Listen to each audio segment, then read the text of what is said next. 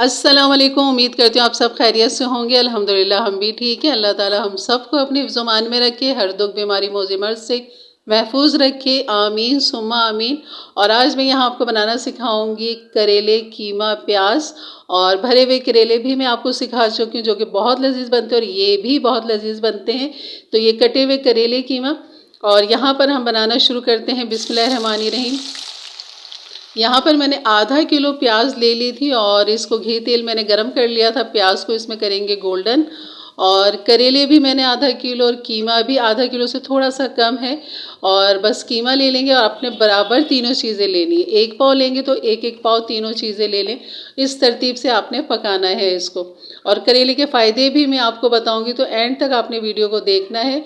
और यहाँ पर ये करेले देख रहे हैं आप, मैंने ना इसको छीला है, ना मैं इसको नमक लगाऊंगी, ना मैं इसको पानी लगाऊंगी, सिर्फ मैंने इसको धोया है, ड्राई करा है, और बस अब मैं करूंगी इसकी कटिंग। तो यहाँ पर हमारी प्याज दरमियानी आंच पे गोल्डन करेंगे इसको, और यहाँ पर कर लेते हैं करेले की कटिंग। सिर्फ इसकी दोनों साइड जो है हमने काट लेनी है इसकी नोकों को, और यहाँ से बीच में से इसको करेंगे हम चाक। और चाक करने का मकसद यही है कि तो अंदर जो बीज हैं इसके वो हमने निकाल देने हैं। और करेले के जो फ़ायदे हैं ना, यकीन करें कि विटामिन सी जितना नींबू के अंदर होता है ना, इतना ही करेले के अंदर भी होता है। तो और शुगर वालों के लिए तो है ही, और जितने जिनको शुगर नहीं है उनके लिए भी फ़ायदेमंद है। और जो रोज़ाना करेले खाते हैं, यकीन करें उनको कोई बीमारी नहीं लगने वाली। अल्हम्दुलिल्लाह अल्लाह ने इसमें इतने फ़ायदे दिए, इतने फ़ायदे दिए इस करेले के अंदर, कि बस ये कह लें कि बस ये तोहफ़ा है हमारे लिए, और अल्लाह की हर नेमत हमारे लिए तोहफ़ा है।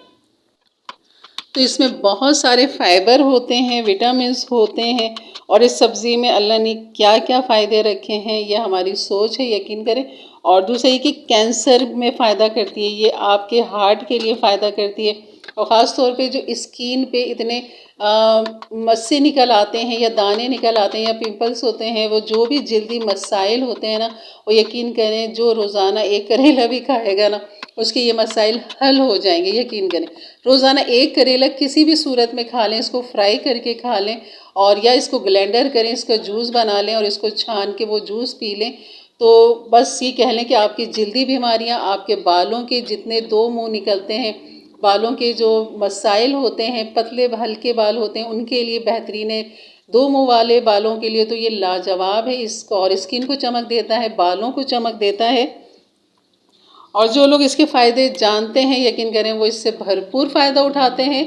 तो मैं भी अक्सर जब भी करेले आते हैं तो लाजमी पकाती हूँ और बनाती हूँ, और इंशाल्लाह वो सब आपके साथ शेयर करूँगी। ये चने की दाल में भी बनाया जाता है, प्याज करेले भी होता है, प्याज वो करेले आलू भी बनते हैं। तो इसको मुख्तलिफ़ तरीक़ों से पकाया और खाया जाता है। तो कहने का मकसद है कि खाएँ ज़रूर, अल्लाह की जो नेमत आती है सीज़न के हिसाब से तो वो ज़रूर खानी चाहिए, क्योंकि इसके बहुत सारे फ़ायदे। और जो रोज़ाना एक करेला खाएगा ना, कि बीमारी उसके करीब नहीं आएगी। और ये हो गए थे फ्राई। यहाँ पर आपने देखा होगा मैंने प्याज भी गोल्डन, बातों बातों में फ़ायदे बताने में मैंने आपको बताया ही नहीं कि प्याज को कितनी गोल्डन करनी। ये आप देख रहे हो कितनी ये खिलती हुई गोल्डन है, लाइट गोल्डन है, डार्क गोल्डन नहीं करेंगे हम। और यहाँ करेलों को भी हमने लाइट गोल्डन करना है, डार्क नहीं करना है। जैसे इसमें हल्का सा कलर आएगा करेलों में, तो अब हमने करेलों को इस घी तेल से निकाल लेना है। और ये जो घी तेल है ना, यकीन करिए ये सारे फ्लेवर जो प्याज के और करेले के वो इस घी तेल में आ चुके हैं। तो हमने इसी में ही पकाना है। तो आप जब फ्राई करें तो इतना ही घी तेल लें जिसमें आपकी हंडिया पक जाए। तो यहाँ अपने प्याज को जो है ना वो बिल्कुल लाइट गोल्डन करें, जैसे कि मैं बता चुकी हूँ। तो आपने डार्क करेंगे ना तो आपकी जो करेले कीमा है ना वो काले हो जाएंगे, वो देखने में जब बुरे लगेंगे तो वो खाने में फिर जायका तो महसूस होगा ही नहीं। तो इसलिए सबसे पहले हमारी आंखें देखती हैं, फिर हम खाना खाते हैं, तो फिर वो लज्जत दुबाला हो जाती है। और यहाँ मैं आपको दिखाऊंगी करेले मैंने कितने डार्क नहीं किए, सिर्फ लाइट गोल्डन रखें। और इसी तरह प्याज को भी मैंने लाइट गोल्डन रखी है। तो यहाँ डाल देंगे अदरक लहसुन इसी घी तेल के अंदर, और इसी को हम थोड़ा सा भूनेंगे। और यहाँ मैंने ये कीमा ले लिया था, और 1.5 पाव कीमा से थोड़ा सा ज़्यादा है ये, बस आधा किलो नहीं है। लेकिन आपने यहाँ आधा किलो कीमा लेना। यहाँ चाहे या तो आप चिकन का कीमा डाल लें, बीफ का डाल लें, मटन का डाल लें, जो आपको पसंद हो वो आप यहाँ इस्तेमाल कर सकते हैं। तो यहाँ डाल देंगे नमक, मिर्च, हल्दी, धनिया 1 टीस्पून मैंने डाल दिया था, और इसको भूनेंगे। यहाँ 2 टमाटर बड़े साइज़ के थे, उनको भी मैंने बारीक चॉप करके वो भी इसमें डाल दिया था। और इसमें डाल दिया था मैंने आधा कप पानी और इसको पकने के लिए रख दिया था क्योंकि कीमे को गलना था। और अगर चिकन है तो थोड़ा सा पानी डालें, वो तो भुनाई में ही गल जाएगा कीमा। और अगर गोश्त डालेंगे तो गोश्त के लिए फिर आपको मज़ीद पानी डालना पड़ेगा। तो ये हर तरह से आपको जो आपको पसंद है उस तरीके से बनाए, उस अंदाज से बनाए। तो ये मोटा कीमा है और यहाँ पर पिसा हुआ मैंने गरम मसाला डाल लिया था जब कीमा गल गया था। तो यहाँ पे पिसा हुआ गरम मसाला डालेंगे और इसको खूब अच्छा सा भूनेंगे।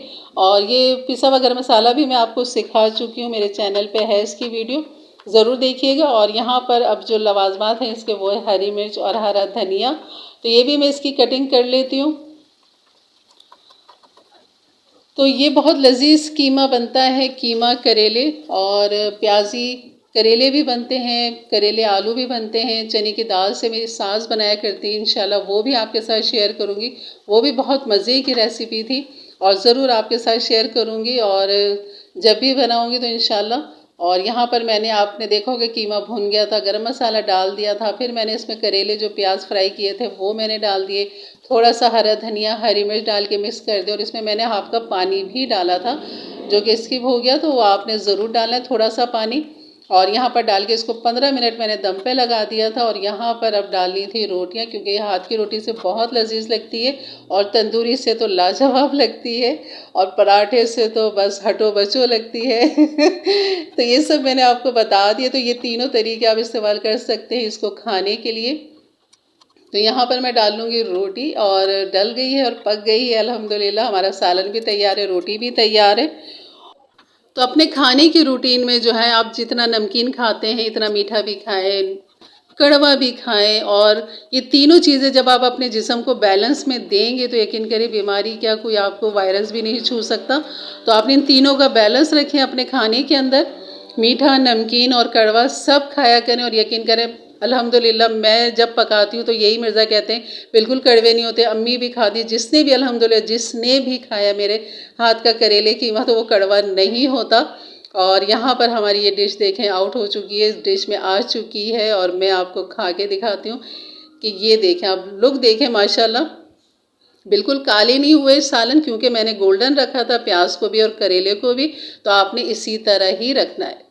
तो इसी तरह ये खिलता हुआ सालन खूबसूरत सा रंगीन सा इंशाल्लाह। यकीनन आपको वीडियो अच्छी लगी होगी तो ज़रूर लाइक कर दीजिएगा एक अच्छे से कमेंट्स के साथ। मेरे चैनल पे नए हैं तो ज़रूर सब्सक्राइब कर दें, बेल के बटन को क्लिक कर दें, ऑल के बटन को प्रेस कर दें। इंशाल्लाह मिलते हैं एक अच्छी वीडियो की, तब तक के लिए इजाज़त दें। अपना बहुत सारा ख्याल रखें, दुआ में याद रखें। अल्लाह हाफिज़।